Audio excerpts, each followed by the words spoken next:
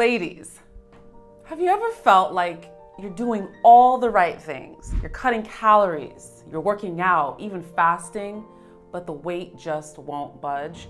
Or maybe you're dealing with hormonal chaos, mood swings, and stubborn fat that seems to have a mind of its own.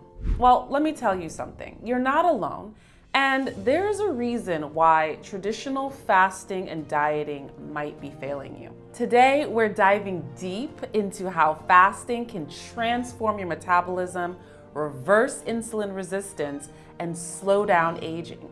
But here's the kicker. The best way to fast as a woman is different from what you've been told. I'm here to show you how you can unlock that secret. Hey everyone, it's Ryan here, aka your keto cousin. And for the past 6 years, I've been coaching men and women just like you on keto and low carb diets. I am a certified MTIH advocate specializing in the metabolic approach to cancer. But today, I'm thrilled to tackle one of the hottest but most misunderstood topics in health: fasting, for women especially.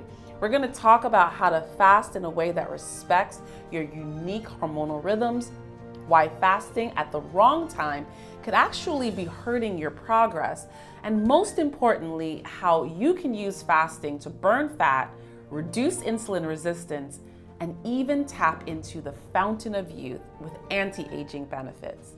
So if you're ready to optimize your health and shed those pounds you've been struggling with, especially if you're a woman with a menstrual cycle, stick around, because this is going to change everything. First, let's break down what fasting actually is. Fasting is simply the intentional restriction of food for a set period. The magic happens when your body switches from burning glucose or sugar to burning fat for energy. This metabolic switch boosts fat loss, balances your blood sugar, and can even repair cells through a process called autophagy. Think of autophagy as your body's natural cleanup crew. It removes damaged cells, regenerates new ones, and can even help slow down aging. Now, you may have heard a lot about the benefits of fasting: weight loss, reversing insulin resistance, reducing inflammation, and more. But here's the deal. Fasting for women isn't a one-size-fits-all strategy, especially if you have a menstrual cycle. So why is fasting beneficial for women? Let's talk about why fasting is so effective, especially for weight loss and reversing insulin resistance. For weight loss, when you fast, your body uses up its glycogen stores. That's the sugar that's stored in your liver and your muscles.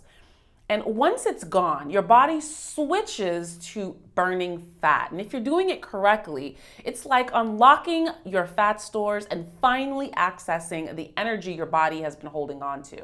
For insulin resistance is one of the biggest barriers to fat loss. When your body is insulin resistant, your cells stop responding to insulin properly, making it almost impossible to lose weight. So fasting helps your body become more sensitive to insulin, which allows you to start shedding that stubborn fat. So for anti-aging, beyond weight loss, fasting triggers cellular repair, boosting autophagy. That means it's not just about losing weight. Fasting can slow down aging by cleaning up the old cells and replacing them with healthier, younger cells. But here's where we run into the problem. A lot of women try fasting the wrong way, and it leaves them feeling worse, tired, cranky, and stuck. Why? Because fasting at the wrong times, especially if you're following a pattern that works for men, can wreak havoc on your hormones. Here's the deal. Men and women have very different hormonal landscapes. Men's hormones, like testosterone, remain fairly consistent day in and day out, making it easier for them to follow the same fasting schedule every day without too much disruption. But for women, it's a whole different story. Our hormones fluctuate throughout the month, with estrogen, progesterone, and even cortisol playing a big role in how our bodies respond to fasting. Estrogen, for example, can be fasting friendly at certain points in your cycle, giving you a boost of energy and helping with fat burning. But as your cycle progresses and progesterone rises, your body needs change. Progesterone is all about calm, restoration, and supporting reproductive health. So pushing yourself with long fasts during this phase can increase cortisol levels, leading to stress, fatigue, and even weight gain. That's why fasting for women requires a more tailored approach. It's not a one-size-fits-all like it is often for men. You've got to sync your fasting routine with your hormonal cycle to truly reap the benefits. Whether it's for weight loss, improving insulin resistance, or slowing down the aging process. Let me break down the ideal fasting pattern for women based on your menstrual cycle. Dr. Mindy Peltz has done extensive research on this topic, and I highly recommend checking out her book, Fast Like a Girl, for more in-depth insights. And I will link it below. On days 1 through 10, your hormones are low and your body is primed for fat burning. You can go for longer fasts during this time in your cycle, whether it's a 16-8 or a 24-hour fast or even a 48-hour kind of dopamine reset fast. If you're an experienced faster, this is when you will feel strong, clear-headed, and empowered to crush your fasts. On days 11 through 15 is your ovulation zone, and as you approach days 11 through 15, your hormones are peaking. So fasting too long during this phase, anything beyond 15 hours could actually backfire. Why? Well, because your body needs more energy for hormone production. And longer fasts can cause stress, triggering cortisol, and even weight gain. So during this time, you want to stick to shorter fasts, maybe 12 to 15 hours, and be cautious about pushing yourself too hard here. On days 16 through 19, this is another low hormone zone. This is another power window. Your hormones drop again post-ovulation, and this is another great time to fast for longer. So a 24-hour fast or even a 3-day fast, if you're an advanced faster, can work wonders here. Your body is ready to burn fat and reset. From day 20 to 28, this is your premenstrual no fast zone. Here's where most women make the mistake. From day 20 until your period starts is not the time to fast. Your body is working hard to make progesterone, and fasting or restricting food during this time can spike your cortisol, stress your body out, and lead to fatigue and weight gain. You want to keep your fast to a minimum, 12 to 13 hours, and focus on nourishing your body with plenty of healthy fats and proteins. So here's a practical example of how to break a fast right. Let me give you a quick scenario. If you're trying to lose weight and optimize your fasting, on days 1 through 10 and 16 through 20, your low hormone zone, you could fast for 16 hours, breaking your fast around noon with a high protein meal. Or if you prefer to fast during the evening like me, you would start eating around 7 a.m. and stop eating at 3 p.m. On days 11 through 15, your ovulation zone, keep your fast to 12 to 15 hours, breaking your fast earlier to prevent cortisol spikes. I personally would start eating around 7 a.m.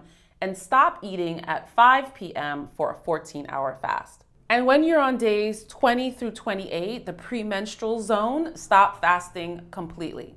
Allow your body to focus on making those important hormones. So keep your fasting window very short. So you would eat at 7 a.m. and stop eating by 7 p.m. Remember, during this phase, your body needs more nourishment, and fasting could stress it out, leading to elevated cortisol and potential weight gain. Now, for those of you who are leptin resistant, fasting can feel like an uphill battle. So leptin is that hormone that signals to your brain when you're full. And when you're leptin resistant, your brain doesn't get the message that you've had enough energy. So you keep feeling hungry and storing fat. If you want to learn more about leptin resistance, check out this video. But for those who are leptin resistant, fasting in the evening is going to be the game changer for you, not in the morning. Your morning routine should include eating a protein-rich breakfast and getting sunlight in your eyes to reset your body's leptin pathways.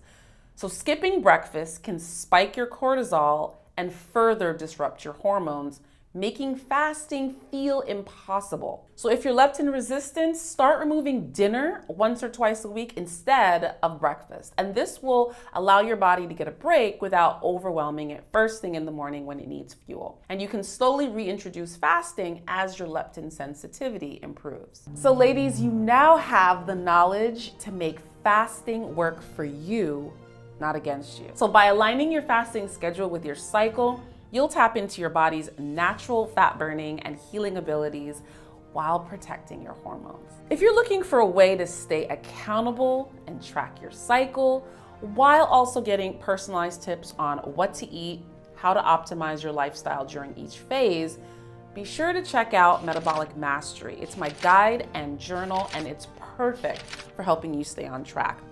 It's linked below. Remember, this is a journey and not a sprint. Take it one step at a time, listen to your body, and you'll be amazed at the results. Thank you so much for watching. Until next time.